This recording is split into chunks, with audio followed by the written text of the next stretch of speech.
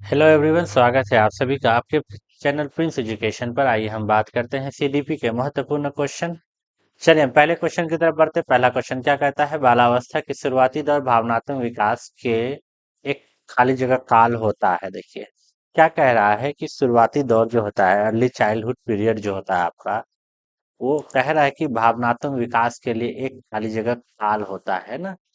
वाली जगह काल होता है।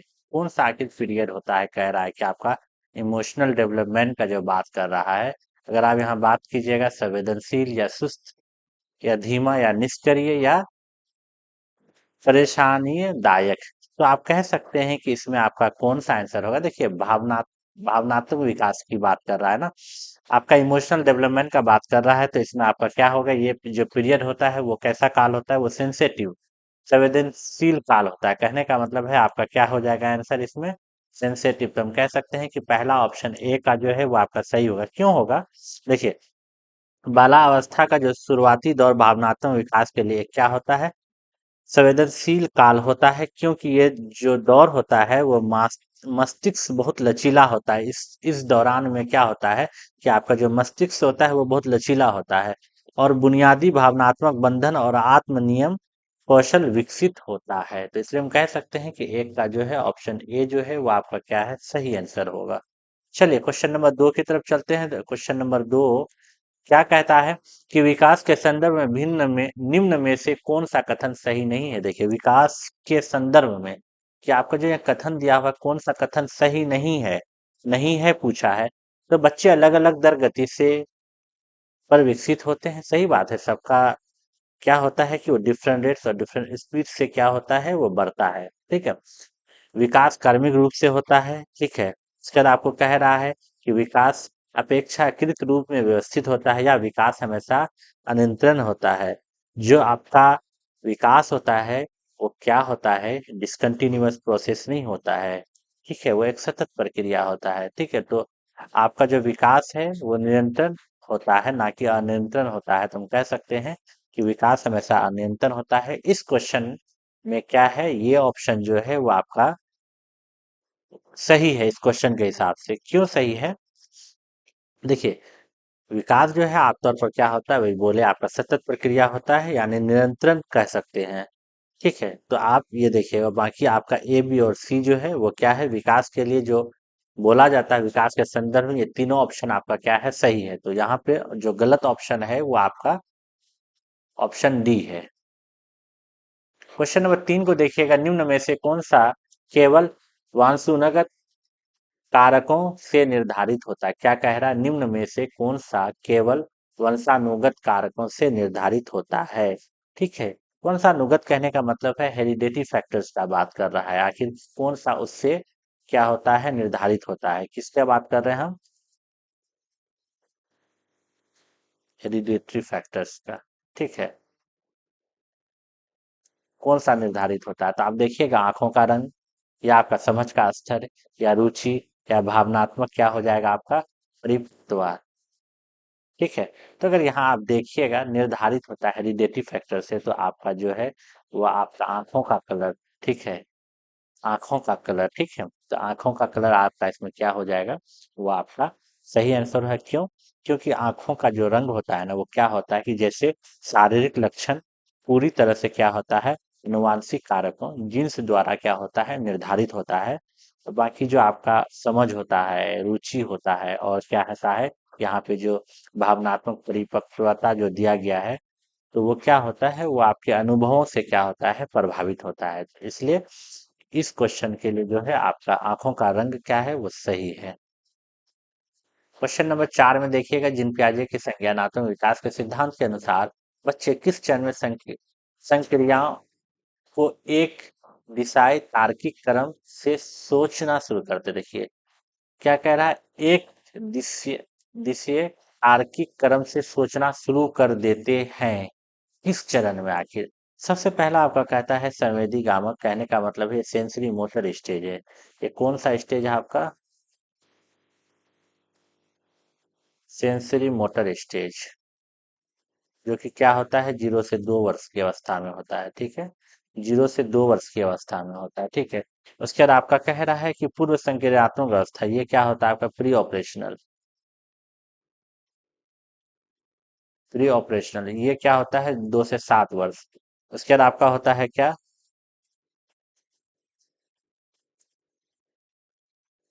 कंक्रीट ऑपरेशनल, ये आपका हो जाएगा 7 से 11 ईयर्स, ठीक है। उसके बाद आपका होता है औपचारिक संक्रियात्मक, इसको हम कह सकते हैं, क्या कह सकते हैं? फॉर्मल ऑपरेशनल स्टेज कह सकते हैं इसको, 12 प्लस ईयर के बच्चों के लिए, ठीक है। अब यहाँ पे कह रहा है, आपको क्या कह रहा है कि एक दिशाई, कह सकते हैं कि वन वे लॉजिकल ऑर्डर, आखिर किस में बच्चा किस चरण में सोचता है। तो ये जो आपका सोचता है वो आपका किस में सोचता है? वो आपका पूर्व संज्ञानात्मक अवस्था में सोचता है। कहने का मतलब प्री ऑपरेशन स्टेज में, जिसको हम 2 से 7 वर्ष के बच्चों में रखते हैं, यहाँ पे क्या होता है कि यहाँ पे तर्क विकसित करना शुरू होता है, ठीक है। तर्क विकसित हो रहा है, लेकिन वो क्या हो रहा है कि एक दिशी एक तरफा होता है, मतलब कि वो दो तरफा नहीं कह सकते। और यहीं पे आपका क्या होता है? ईगोसेंट्रिज्म डेवलप होता है बच्चों के अंदर प्री ऑपरेशनल में ही। कहने का मतलब है बच्चा सिर्फ अपने बारे में सोचता है, हुआ ना, ये भी एक तरफा, वो दूसरे की किसी भी चीज के बारे में नहीं सोचता है। तो इसलिए 4 का जो है ऑप्शन बी जो है वो आपका क्या है? सही आंसर है, ठीक है। ठीक है, एक दिवसीय तार्किक सोचना शुरू कर देता है, ठीक है। तो आपका 4 का ऑप्शन बी जो है वो आपका क्या है? सही ऑप्शन है, प्री ऑपरेशनल स्टेज, पूर्व संज्ञानात्मक अवस्था, ठीक है।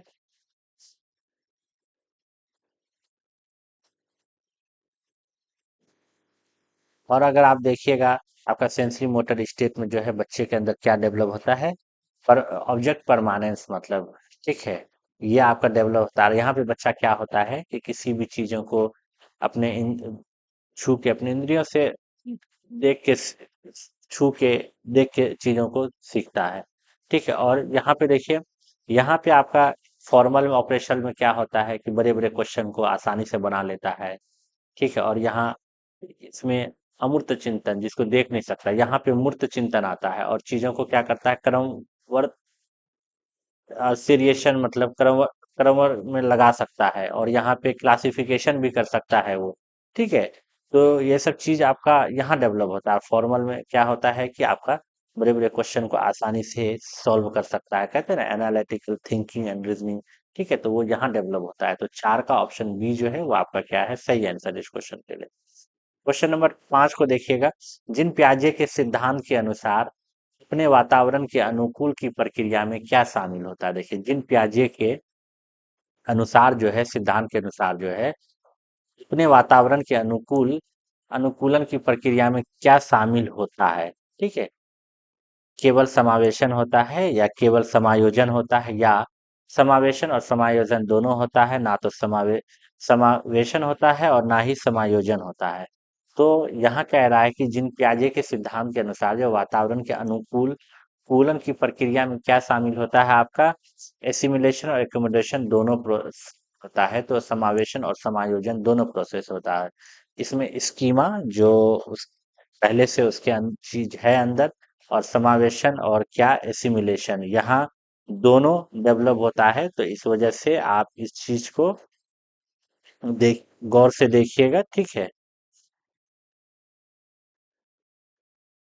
देखिए, इसमें जो कहता है ना मेन, देखिए, जिन प्याजे जो थे आपका किसका सिद्धांत दिए थे? वो संज्ञानात्मक विकास सिद्धांत दिए थे, जो कि पिछले क्वेश्चन में लिखा भी हुआ था। और यहाँ पे होता है कि एक स्कीमा, एक टर्म आता है। उसके बाद एक टर्म आपका क्या आता है? एसिमुलेशन, जिसको हम क्या कहते हैं? समावेशन कहते हैं। और दूसरा टर्म आता है आपका एकोमोडेशन, जिसको समायोजन कहते हैं। अब देखिए, होता क्या है कि स्कीमा क्या होता है कि ज्ञान का मानसिक संरचना पहले से जो है उसकी बुद्धि में, ठीक है। उसके बाद क्या कहता है कि एसिमुलेशन क्या होता है कि नई जानकारी को पूरे पुराने ज्ञान में जोड़ना। मान के चलिए, नई जानकारी किसी चीज के बारे में उसको पता चला, तो वो क्या कह रहा है? पुराने ज्ञान में जोड़ रहा है, ठीक है, बस जोड़ रहा है। लेकिन एकोमोडेशन में क्या होता है कि नई जानकारी उसको पता चला किसी के बारे में, उसको क्या कर रहा है? वो परिवर्तन कर रहा है। हो सकता है कि उसके बारे में उसको, किसी चीज के बारे में उसको पहले से गलत चीज पता हो, ठीक है। तो जब उसको एक नई जानकारी पता चली, तो उसको वो क्या कर रहा है? परिवर्तन कर रहा है, उसको हटा के वो उस जानकारी को अपने स्कीमा में फिट कर रहा है, तो ये आपका क्या हो जाएगा, एकोमोडेशन हो जाएगा। तो 5 का ऑप्शन सी जो है आपका क्या है, सही आंसर है। क्वेश्चन नंबर 6 का बात कीजिएगा। क्वेश्चन नंबर 6 कहता है आपका कि निम्न में से किस सिद्धांत के अनुसार संज्ञानात्मक विकास और अधिगम में संस्कृति की महत्वपूर्ण भूमिका होती है। ठीक है, महत्वपूर्ण भूमिका होती है। संज्ञानात्मक विकास और अधिगम की संस्कृति में महत्वपूर्ण भूमिका होती है। तो जिन पियाजे के कोग्निटिव डेवलपमेंट विकास का बात कर रहा है यहाँ पे, लॉरेंस कोहलबल का आपका सोशल कल्चरल थ्योरी का बात कर रहा है, मतलब नैतिक विकास का सिद्धांत का बात कर रहा है, या सॉरी, लॉरेंस वॉलबर्गर का आपका मोरल डेवलपमेंट का बात हो जाएगा। ठीक है, और वैगोस्की का हो जाएगा सोशल कल्चरल थ्योरी। ठीक है, उसके बाद कह रहा है आपका Erik Erikson psychosocial theory, जिसको मनोवैज्ञानिक सामाजिक सिद्धांत कहते हैं हम। तो ये जो है देखिए यहाँ पे किसका बात कर रहा है कि संज्ञानात्मक विकास अधिगम में संस्कृति की महत्वपूर्ण भूमिका। तो भैया महत्वपूर्ण भूमिका जो संस्कृति का बोले थे ना, वो वाइगोस्की जी बोले थे। वाइगोस्की ही आपका सिद्धांत दिए थे सोशियो कल्चरल थ्योरी। कहने का मतलब है कि वाइगोस्की इस बात पर जोर देते हैं कि सामाजिक संपर्क, ठीक है, और सांस्कृतिक संदर्भ संज्ञानात्मक विकास के लिए क्या है, बहुत जरूरी है। ठीक है, क्या, सामाजिक संपर्क और सांस्कृतिक संदर्भ संज्ञानात्मक विकास के लिए जरूरी है। ये कौन बोले थे, वैगोस्की बोले थे। इसलिए इस क्वेश्चन का जो आंसर होगा आपका ऑप्शन सी आपका सही आंसर है। क्वेश्चन नंबर 7 को देखिए। क्वेश्चन नंबर 7 कहता है लॉरेंस कोहलबर्ग के नैतिक तर्क सिद्धांत के अनुसार बच्चे किस चरण में विशेष रूप से और जानबूझकर इस तरीके से व्यवहार करते हैं जिससे माता पिता और अध्यापक सकारात्मक रूप से प्रभावित हो। सामाजिक अनुबंध अभिविन्यास या अच्छा लड़का लड़की अभिविन्यास। देखिए अगर इस, ठीक है, उसके बाद आपका क्या है,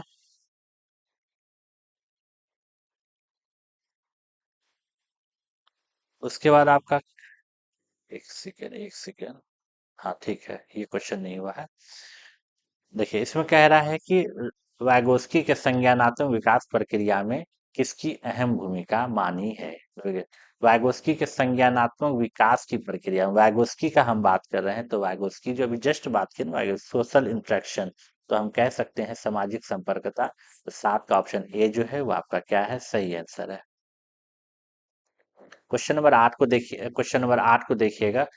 तो कोहलबर्ग के नैतिक तर्क सिद्धांत के अनुसार बच्चे किस चरण में विशेष रूप से और जानबूझकर इस तरीके से व्यवहार करते हैं कि जिसके माता पिता और अध्यापक सकारात्मक रूप से प्रभावित हो। अगर इस क्वेश्चन को देखिएगा, कई बार बोले हैं कि अच्छा लड़का और अच्छा लड़की अभिविन्यास, कहने का मतलब है कोई भी बच्चा अपने माता पिता और अध्यापक के सामने में कोई काम इसलिए करता है ताकि वो उसकी नजर में क्या हो सके, अच्छा बन सके, अच्छा लड़का या अच्छा लड़की बन सके। तो क्वेश्चन क्लियर दिया हुआ है।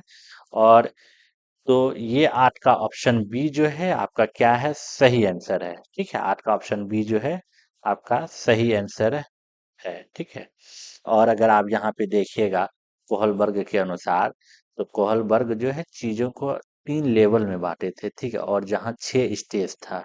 ठीक है, और ये जो आपका अच्छा लड़का और लड़की जो आपका आता है, वो कौन से स्टेज में आता है, वो अगर आप स्टेज का बात कीजिएगा, वो आपका स्टेज में आता है।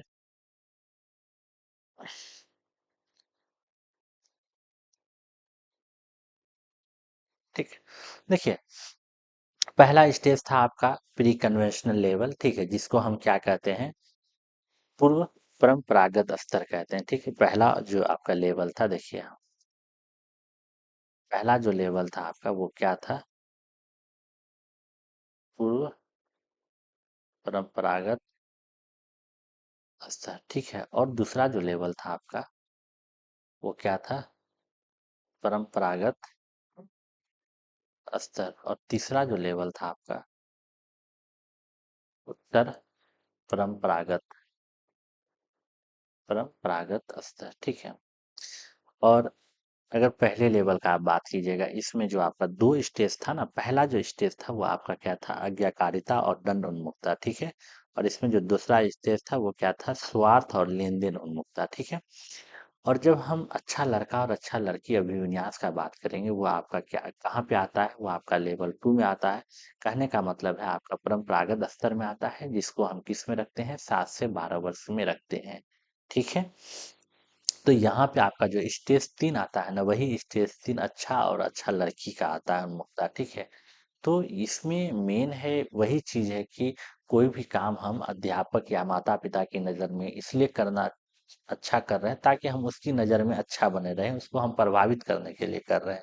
और इसी में जो है आपका चौथा स्टेट क्या आता है, कानून और व्यवस्था उन्मुक्ता आता है, ठीक है। अगर हम लेवल 3 की बात करें जिसको हम क्या कहते हैं, उत्तर परंपरागत स्तर, जो कि 12 से प्लस ईयर के बच्चों के लिए होता है। इसमें जो आपका चौथा पांचवा जो स्टेज आता है वो आपका क्या आता है, सामाजिक अनुबंध उन्मुक्ता आता है। और छठा जो स्टेज आता है वो आपका क्या आता है, सार्वभौमिक नैतिक सिद्धांत आता है। तो 8 का आपका ऑप्शन बी जो है वो आपका क्या है, सही आंसर है।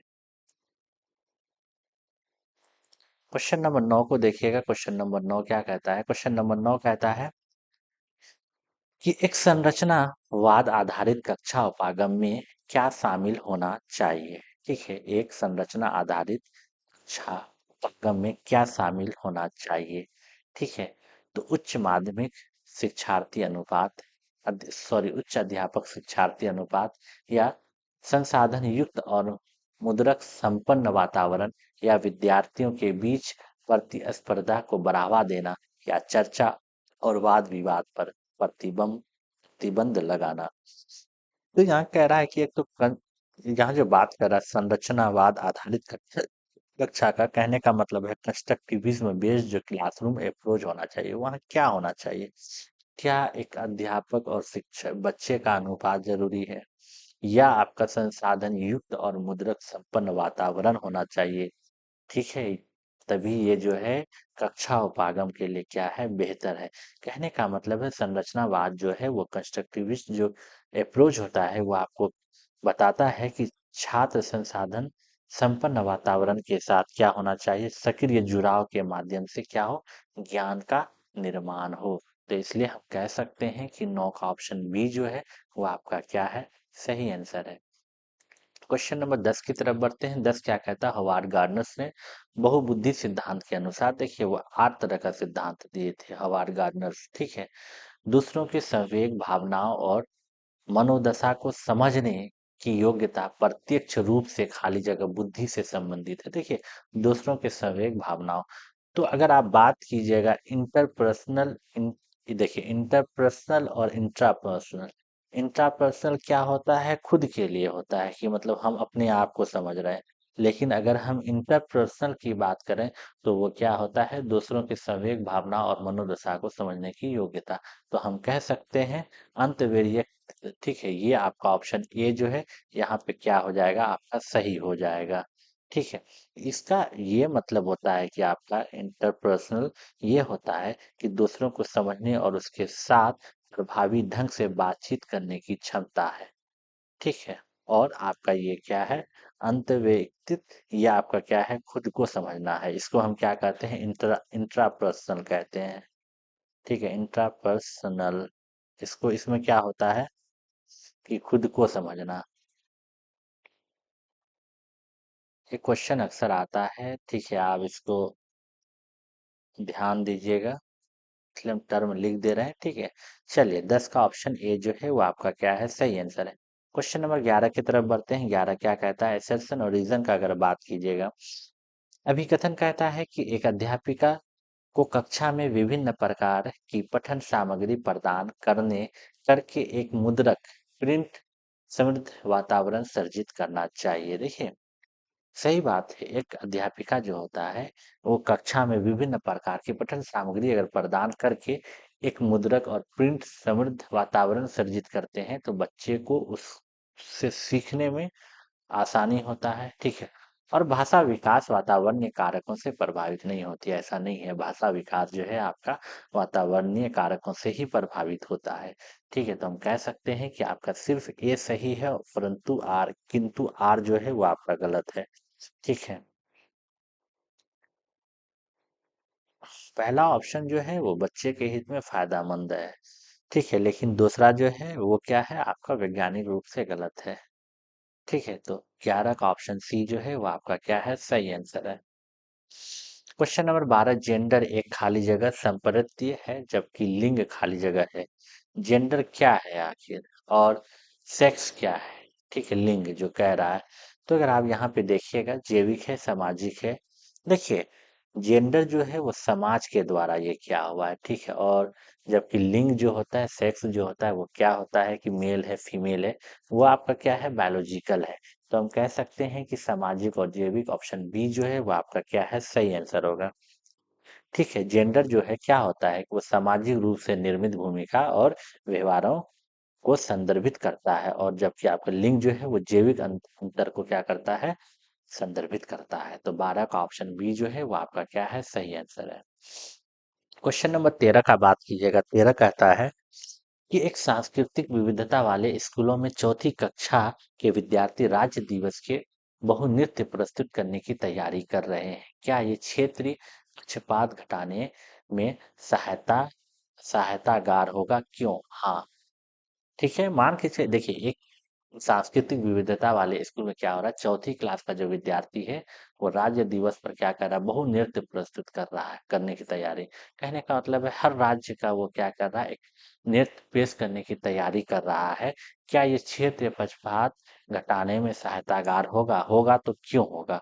ठीक है, अगर आप देखिएगा, कह रहा है इसमें हाँ, दूसरे जातीय क्षेत्र समूह के लोगों के से संबंध और सहयोग द्वारा, ठीक है, किस तरीके से आखिर होगा? तो ऑटोमेटिक है, जब दूसरे जाति और क्षेत्र के समूह के लोग जो है सहयोग करेंगे उसके साथ, तभी ना वो चीज घटाया जा सकता है। तो पहला आपका सही है।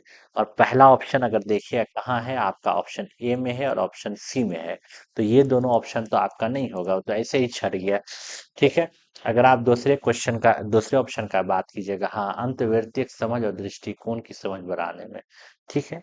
उसके बाद कह रहा नहीं, ये विद्यार्थी के दिमाग में, ठीक है। देखिए, आपका ये जो है ऑप्शन जो है आपका एक और दो ही सही है, तो हम कह सकते हैं कि ऑप्शन सी जो है वो आपका सही है। क्वेश्चन नंबर 13 का ऑप्शन सी जो है वो आपका सही है। देखिए, क्या होता है कि नृत्य जो है जैसी गतिविधियों के माध्यम से विभिन्न संस्कृति से परिचित होना क्या होता है, सहयोग और आपसी समझ को क्या करता है, बढ़ावा देता है। जिससे क्या होता है, पूर्वाग्रह कम होता है। तो 13 का ऑप्शन सी जो है वो आपका क्या है, सही आंसर है। क्वेश्चन नंबर 14 का बात करते हैं। अधिगम का सामाजिक संरचनात्मक उपागम निम्न में से किस आधार पर मूल्यांकन को बढ़ावा देता है? देखिए, अधिगम का सामाजिक संरचनात्मक उपागम निम्न में से किस आधार पर मूल्यांकन को क्या करता है, बढ़ावा देता है? मुख्यतः प्रत्ये प्रत्यास्मरण आधारित परीक्षणों द्वारा, या सहयोगात्मक प्रोजेक्ट कार्यों द्वारा, या एक शब्द के जवाब वाले सवालों द्वारा, या मानकीकृत परीक्षणों द्वारा।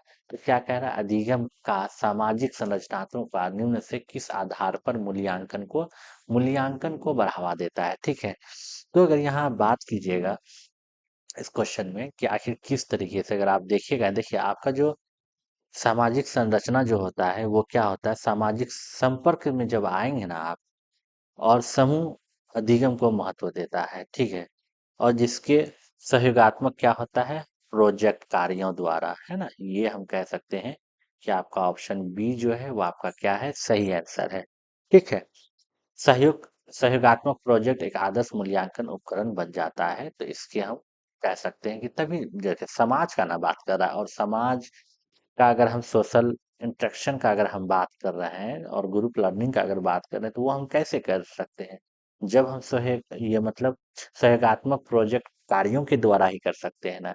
यह कह रहा है एक शब्द के जवाब वाले सवाल द्वारा कर सकते हैं, या मानकीकृत परीक्षण द्वारा नहीं कर सकते। तो 14 का ऑप्शन ऑप्शन बी जो है वो आपका क्या है, सही आंसर है। ठीक है, क्योंकि इसमें क्या होता है ना, जो बच्चा होता है वो क्या होता है कि भाषा, रीति रिवाज और विचार बच्चों के आसपास के वातावरण से क्या होते हैं, प्रभावित होते हैं। और अधिगम का जो है सामाजिक सांस्कृतिक उपागम बताता है कि बच्चों में क्या अंत क्रिया करके सीखने की प्रबलता होती है, जिसके परिणाम स्वरूप क्या होता है, उसके चिंतन के कौशल में क्या होता है, विकास होता है। तो 14 का ऑप्शन बी जो है वो आपका क्या है, सही आंसर है। क्वेश्चन नंबर अगर 15 का बात कीजिएगा, कह रहा है समालोचनात्मक सोच के संदर्भ में निम्न में से कौन सा कथन सही है? क्या कह रहा है कि क्रिटिकल थिंकिंग के संदर्भ में आखिर निम्न में से कौन सा कथन सही है? समालोचनात्मक सोच मुख्यतः रटकर याद करने से विकसित होता है? नहीं, गलत है। ठीक है। अधिगम प्रक्रिया में समालोचनात्मक सोच अर्थहीन ऐसा कुछ नहीं है, अर्थहीन नहीं है। समालोचनात्मक सोच संज्ञानात्मक विकास में बाधक बनता है, भैया बाधक नहीं बनता है, बैरियर नहीं है ये। ठीक है। विद्यार्थियों के चिंतन हेतु समय देकर समालोचनात्मक सोच को बढ़ाया जा सकता है। हाँ, तो 15 का ऑप्शन डी जो है वो आपका क्या है, सही आंसर है। समालाच समालोचनात्मक सोच के लिए चिंतन और विश्लेषण मुख्य है, ना कि आप चीजों को रट रहे हैं या उसका मतलब नहीं है, ये सब क्या होता है ना, बाधा डालता है। तो ठीक है। तो 15 का ऑप्शन डी जो है वो आपका क्या है, सही आंसर है। क्वेश्चन नंबर अगर 16 का बात कीजिए, क्वेश्चन नंबर 16 कह रहा है कि वंचित समूहों से जुड़े विद्यार्थियों के सफल समावेशन हेतु ये महत्वपूर्ण है। मान के चलिए वंचित वर्ग का बच्चा है, ठीक है, वंचित समूह से जो विद्यार्थी जुड़ा हो उसको सफल समावेशन के लिए हम क्या महत्वपूर्ण है, विविधता के अधिगम प्रक्रिया में बाधा माना जाए या विद्यार्थियों को एक अलग समूह में पढ़ाया जाए। क्या अगर मान के चलिए अगर कोई ऐसे वंचित समूह से बच्चा आया पढ़ने के लिए, आप क्या उसको अलग से पढ़ाइएगा? फिर तो वो इंक्लूसिव एजुकेशन हुआ ही नहीं ना। सभी विद्यार्थियों के सामाजिक सांस्कृतिक परिवेश परिप्रेक्ष्य का अनदेखा किया जाएगा। आप सोशियो कल्चर कॉन्टेक्स्ट को जो है सभी स्टूडेंट जो अलग अलग समाज के सांस्कृतिक परिप्रेक्ष्य से आ रहे हैं, आप उसको क्या इग्नोर कीजिएगा? फिर बच्चा कैसे आपस में चीजों को समझ पाएगा कि फिर अगर सोशल इंटरेक्शन ही नहीं होगा तो भाषा कैसे सीखेगा, एक दूसरे की संस्कृति को कैसे समझेगा? सभी विद्यार्थी में जुड़ाव की भावना विकसित की जाए, सही बात है। हमको क्या है, महत्वपूर्ण है कि सभी विद्यार्थियों में जुड़ाव की भावना विकसित किया जाए। देखिए समावेशन तब सफल होता है जब प्रत्येक विद्यार्थी क्या होता है, स्कूल समुदाय से जुड़ा होता है और मूल्यवान महसूस करता है। उनकी पृष्ठभूमि की अनदेखी करना या उन्हें अलग करना और समावेशन के सिद्धांत के क्या होता है, खिलाफ होता है। तो 16 का ऑप्शन डी जो है वो आपका क्या है, सही आंसर है। क्वेश्चन नंबर 17 का अगर बात कीजिएगा, एक मुख्य धारा वाले कक्षा कक्ष में विशिष्ट जरूरतों वाले अभ्यर्थियों के समावेश के लिए क्या जरूरी है? देखिए क्या कह रहा है, मुख्य धारा वाले कक्षा कक्ष में विशिष्ट जरूरतों वाले विद्यार्थियों के समावेशन के लिए क्या जरूरी है? योग्यता आधारित अलगाव या विद्यार्थियों के प्रतिस्पर्धा पर अधिक बल या सामर्थ्य निर्माण और संवेदीकरण या अधिगम के बजाय पाठ्यक्रम पूर्ण करने पर बल। तो हम इसमें कह सकते हैं क्या होगा, देखिए एक मुख्य धारा वाले कक्षा कक्ष में विशिष्ट जरूरत वाले विद्यार्थियों के समावेशन के लिए क्या जरूरी है, सामर्थ्य निर्माण और संवेदीकरण। तो हम कह सकते हैं कि ऑप्शन सी जो है वो क्या होगा, मेरा सही आंसर होगा। देखिए सफल समावेशन के लिए क्या होता है कि शिक्षक जो होता है वो प्रशिक्षण और साथियों के बीच क्या होता है, सहानुभूति को बढ़ावा देने के माध्यम से क्या करता है, वातावरण को तैयार करना क्या होता है, आवश्यक होता है। ठीक है। तो इसलिए 17 का ऑप्शन सी जो है वो आपका क्या है, सही आंसर है। क्वेश्चन नंबर 18 का देखिएगा, 18 कहता है अंकों और आकृतियों के स्थानिक विभेदन में कठिनाई निम्न में से किसके प्रत्यक्ष रूप से संबंधित है? गुणज वैकल्य, अवधान, न्यूनता, अतिक्रियाशीलता विकार या संवेदनात्मक बाधित या श्रवण बाधित। तो 18 का अगर आप देखिएगा तो देखिए अंकों और आकृतियों के स्थानिक विभेदन की कठिनाई, अंकों और आकृतियों की। तो ये आपका क्या हो जाएगा, ये अंकों का मैथ से ताल्लुक है ना, तो हम कह सकते हैं ये आपका डिस्कैलकुलिया हो जाएगा, गुणज वैकल्य हो जाएगा। ठीक है। तो ऑप्शन ए जो है 18 का वो आपका क्या है, सही आंसर है। चलिए क्वेश्चन नंबर 19 का बात करते हैं। 19 कहता है दृष्टिबाधित से जूझते विद्यार्थियों के सफल समावेशन हेतु एक अध्यापक को क्या करना चाहिए? मान के चलिए जो विजुअल इम्पेयरमेंट बच्चा है, एक टीचर को उसके सफल समावेशन के लिए हम अध्यापक को क्या करना चाहिए? विद्यार्थियों को श्याम पट्ट पर सवाल हल करने के लिए कहना चाहिए। बच्चा देख ही नहीं रहा है तो आप श्याम पट्ट पर सवाल हल करने के लिए कैसे कह सकते हैं? या मानचित्रों को और आरेख को स्पर्शनीय प्रारूप उपलब्ध करवाना चाहिए। देखिए दृष्टि बाधित बच्चा है, अगर आप उसको टेक्टाइल फॉर्मेट मैप और डायग्राम के को देते हैं तो वो उसको छू के क्या करता है, समझ सकता है बच्चा। विद्यार्थियों को हस्तलेखी नोट्स देंगे तो बच्चा कहाँ से देखेगा? अध्ययन उद्देश्य में लैपटॉप या मोबाइल का उपयोग करने पर रोक लगानी चाहिए, रोक लगा दीजिएगा तो गलत बात है ना। ठीक है, अध्यापक को क्या करना चाहिए, तो मानचित्रित आरेखों में स्पर्शनीय प्रारूप मतलब, तो हम 19 का ऑप्शन बी जो है वो टेक्टाइल फॉर्मेट होता है ना, हम वो उपलब्ध कराएंगे बच्चों को, ठीक है। तो दृष्टि बाधित वाले विद्यार्थियों को मानचित्र जैसे दृश्य जानकारी को समझाने के लिए हम क्या करें, स्पर्शनीय मतलब सामग्री की आवश्यकता होती है, तो इसलिए 19 का ऑप्शन बी जो है वो आपका क्या है, सही आंसर है। क्वेश्चन नंबर 20 का बात कीजिएगा तो अवधान न्यूनतता अतिक्रियाशीलता विकार से जूझते विद्यार्थियों के सफल समावेशन हेतु एक अध्यापिका को क्या करना चाहिए, क्या कह रहा है कि एडीएचडी का बात कर रहा है, अवधान न्यूनता अतिक्रियाशीलता विकार से जूझते विद्यार्थियों के सफल समावेशन हेतु एक अध्यापिका को क्या करना चाहिए, लंबी अवधि वाली फिल्में देखनी चाहिए या एक गतिविधि के दूसरी दूसरी पर जाने के दौरान बदलाव अंतराल अवधि नहीं देखनी चाहिए या एक ही समय पर कई कार्य करने को देना चाहिए या कार्य पत्र को छोटे छोटे प्रबंधनीय खंडों में बांटकर देना चाहिए, तो क्या कह रहा है, अवधान न्यूनता अति क्रियाशीलता विकार से जूझते विद्यार्थी को सफल समावेशन हेतु एक अध्यापक को क्या करना चाहिए, तो कार्य पत्र को छोटे छोटे प्रबंधनीय खंडों में बांटकर देना चाहिए, ठीक है। क्योंकि क्या होता है ना कि जो जो एडीएचडी से जुझा हुआ विद्यार्थी होता है वो क्या होता है, लंबे कार्यों में करने में उसको कठिनाई होती है, तो इसलिए हमको क्या करना चाहिए, छोटे छोटे टुकड़े में बांटने में उसे ध्यान केंद्रित करने और कार्य पूरा करने में क्या करता है, मदद मिलता है। तो 20 का जो है ऑप्शन डी जो है वो आपका क्या है, सही आंसर है। क्वेश्चन नंबर 21 का बात कीजिएगा तो 21 कहता है कि एक अध्यापिका द्वारा विद्यार्थियों को किस लिए अभिप्रेरित करना चाहिए, अभिप्रेरित किस लिए करना चाहिए, पढ़ाई गई विषय वस्तु को समझने और अर्थ ग्रहण करने हेतु या दी गई जानकारी को ज्यों का त्यों रटकर याद करने हेतु या श्याम पट से विषय वस्तु को निष्क्रिय भाव से नकल उतारने हेतु या एक अटल तरीके से ही समस्याओं के हल ढूंढने हेतु, तो एक अध्यापिका द्वारा विद्यार्थियों को किस लिए अभिप्रेरित करना चाहिए, क्यों आखिर एक आप बच्चों को मोटिवेट करेंगे, तो हम इसलिए मोटिवेट करेंगे ताकि पढ़ाई गई विषय वस्तु को समझने और अर्थ ग्रहण करने हेतु, तो 21 का ऑप्शन ए जो है वो आपका क्या है, सही आंसर है।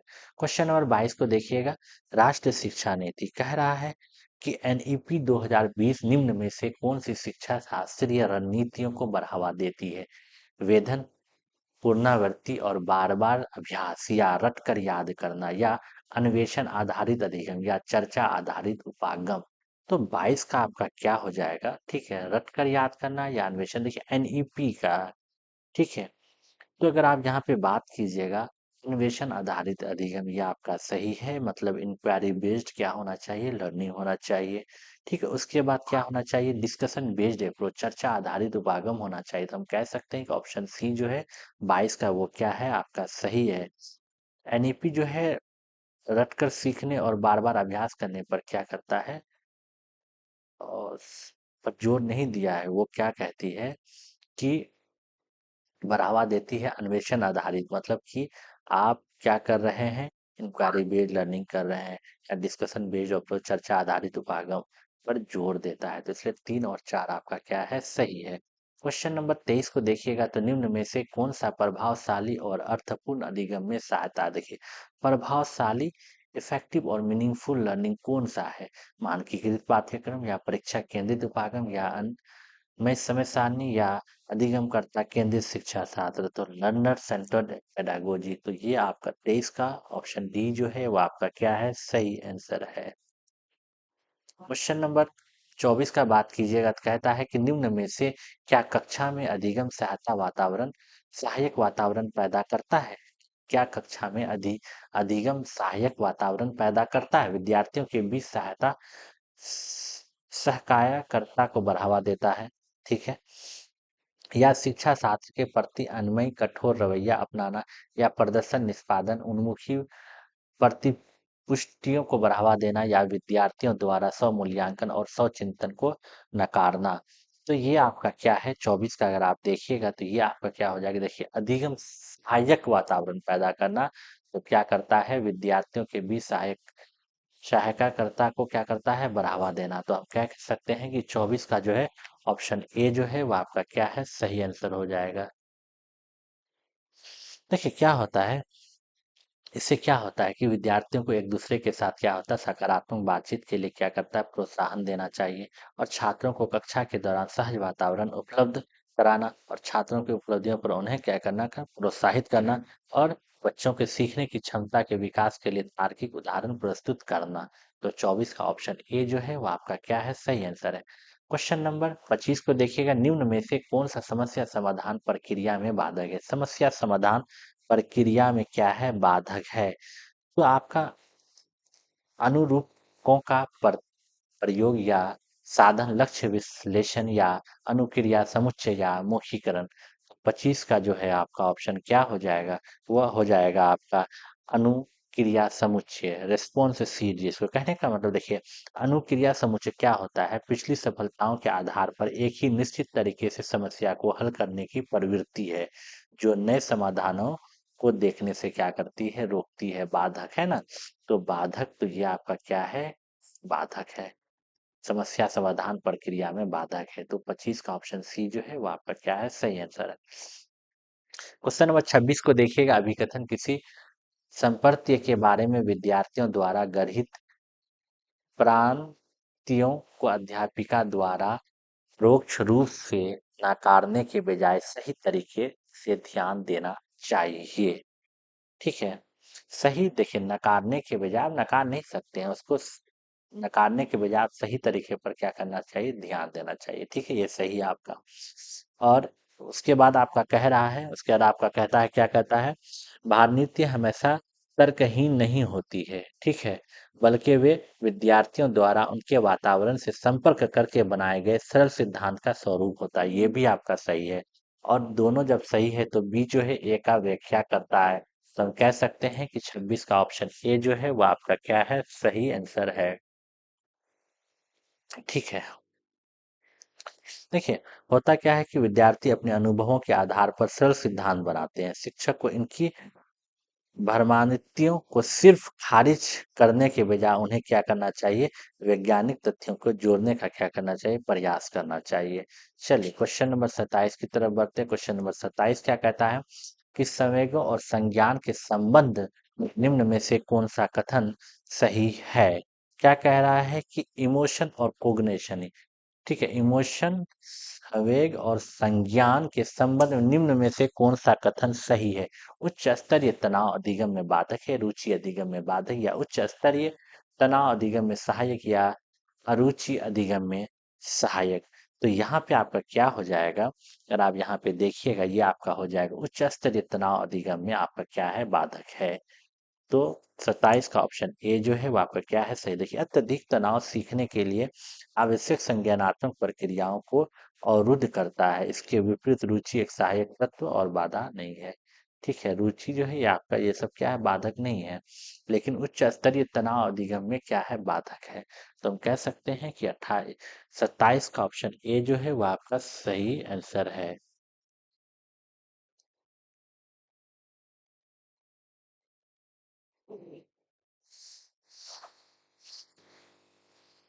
क्वेश्चन नंबर 28 को देखिए। क्वेश्चन नंबर 28 क्या कहता है कि कक्षा में विद्यार्थियों को अधिगम के प्रति अभिप्रेरित करने की कौन सी युक्तियां सही है। युक्तियां सही है, कक्षा में विद्यार्थियों की अधिगम तम सहभागिता को बढ़ावा देना, या अंकों के लिए प्रतिस्पर्धा को बढ़ावा देना, या विद्यार्थियों को उनकी रुचि के आधार पर लक्ष्य निर्धारित करने में सहायता करना, या विद्यार्थियों को अपने विचार व्यक्त करने की आज़ादी देना। कौन सी युक्ति सही है। देखिए, विद्यार्थियों को अधिगम के प्रति अभिप्रेरित करने में कौन सी युक्ति क्या है आपका सही है। अगर यहाँ पे आप देखिएगा, ये आपका क्या है, कक्षा में विद्यार्थियों की अधिकतम सहभागिता को बढ़ावा देना, ये आपका सही है।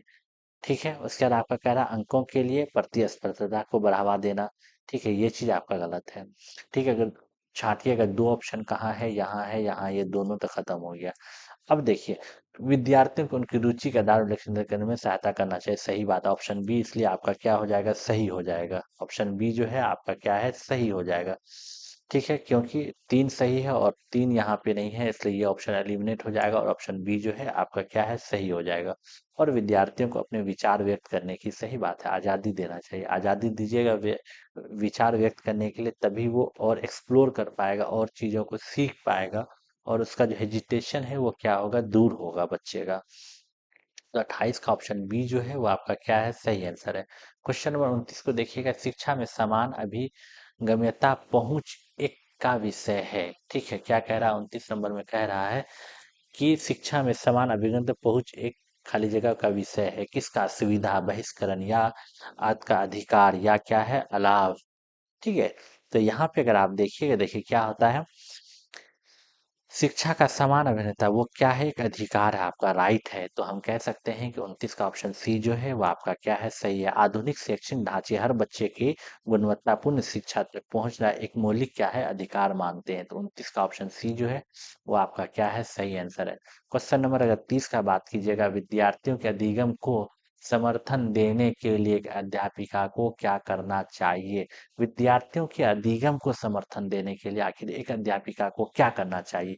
योग्यता के इकाई सतत सत्र दृष्टिकोण को बढ़ावा देना चाहिए, या विद्यार्थियों की रुचि को दरकिनार करना चाहिए, या विद्यार्थियों की व्यक्तिगत विभिन्नताओं के प्रति विचारशील रहना चाहिए, या विद्यार्थियों को प्रदर्शन उन्मुखी लक्ष्यों के लिए प्रेरित करना चाहिए।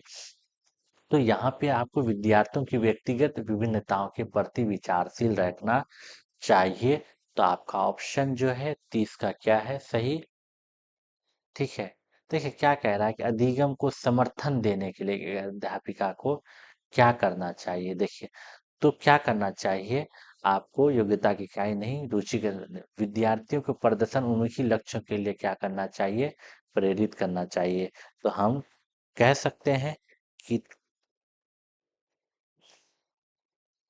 देखिए 30 जो है वो आपको प्रदर्शन उन्मुखी लक्ष्य कहने का मतलब है, इसमें जो है ये आपका क्या है, परफॉर्मेंस ओरिएंटेड गर्ल ये है, गोल्स है। ठीक है, यहाँ पे क्या कह रहा है, परिणाम पे ज्यादा ध्यान दे रहा है, तो इसलिए ये ऑप्शन आपका नहीं होगा। तो ऑप्शन जो होगा क्या होगा आपका, ऑप्शन सी जो है 30 का वो आपका सही होगा। क्यों सही होगा, क्योंकि यहाँ पे हर विद्यार्थी अलग तरीके से सीखता है। प्रभावी सहायता प्रदान करने के लिए शिक्षकों को इन व्यक्तिगत विभिन्नताओं को स्वीकार करना चाहिए, ना कि आप बच्चे को ये कहेंगे। परफॉर्मेंस ओरिएंटेड गोल गोल कहने का मतलब है कि सिर्फ उसका ध्यान किस पे होना चाहिए, परिणामों पर, मतलब कि हम पढ़ रहे हैं, परिणाम एकदम लाना है, डिवीजन लाना है, तो वो चीज नहीं है। तो इसलिए क्योंकि हर बच्चे का हमको पर ये मतलब सहायता प्रदान करना चाहिए, क्योंकि हर बच्चे का जो है व्यक्तिगत विभिन्नता को स्वीकार करना चाहिए, क्योंकि सबका तरीका जो है सीखने का वो अपना अलग अलग होता है। तो 30 का ऑप्शन सी जो है वो आपका क्या है, सही आंसर है। चलिए, हम आपके सामने में 30 क्वेश्चन को डिस्कस किया और उम्मीद है कि आपको बेहतर ढंग से समझ आया होगा। अगर आप चैनल पे नए हैं तो चैनल को सब्सक्राइब करें और अपने दोस्तों को भी बताएं इस चैनल के बारे में। चलिए, आपसे यहीं से विदा लेते हैं, मिलते हैं फिर अगले वीडियो में आप